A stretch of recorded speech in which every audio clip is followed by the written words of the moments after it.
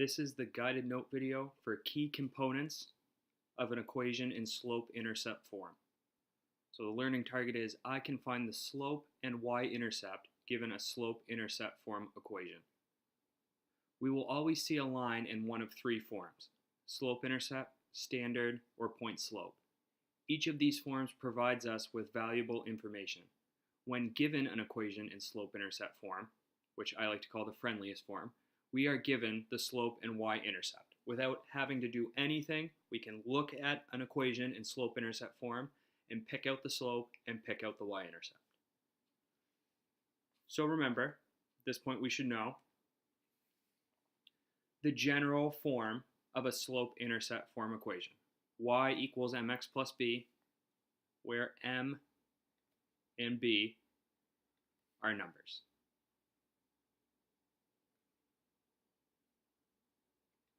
And there's a reason that I like to call slope-intercept form the friendliest form. When we get to graphing lines, just like we are able to point out what the slope and the y-intercept are of an equation in slope-intercept form, when we are graphing lines, we don't have to do any manipulation of the equation when we graph it when it's in slope-intercept form. So we see what our y-intercept is, we see what our slope is, and we can automatically make 2 points and graph that line. So taking a look here,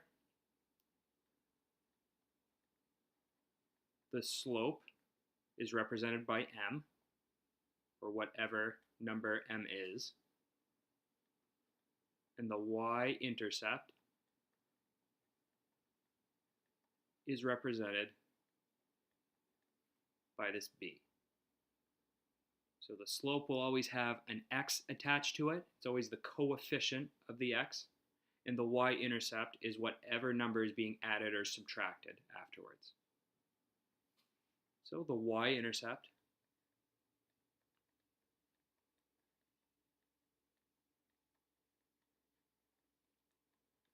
tells us where we start on the y-axis. Okay, so we take a look at whatever that number is, and that's how far up or down we are going to make our first point on the y-axis. Okay. The y-intercept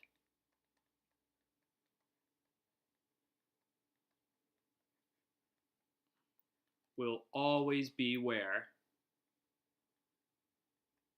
our line crosses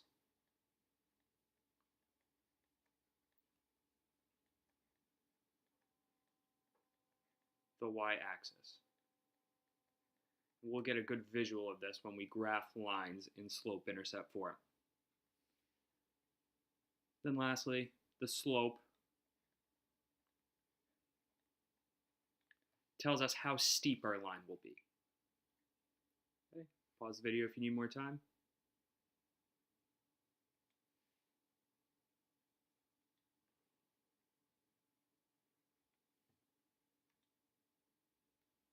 So this is a strategy that I use when I'm solving these types of problems. So what is the slope and y-intercept of the following slope-intercept form equation? So I tell you that it's in slope-intercept form.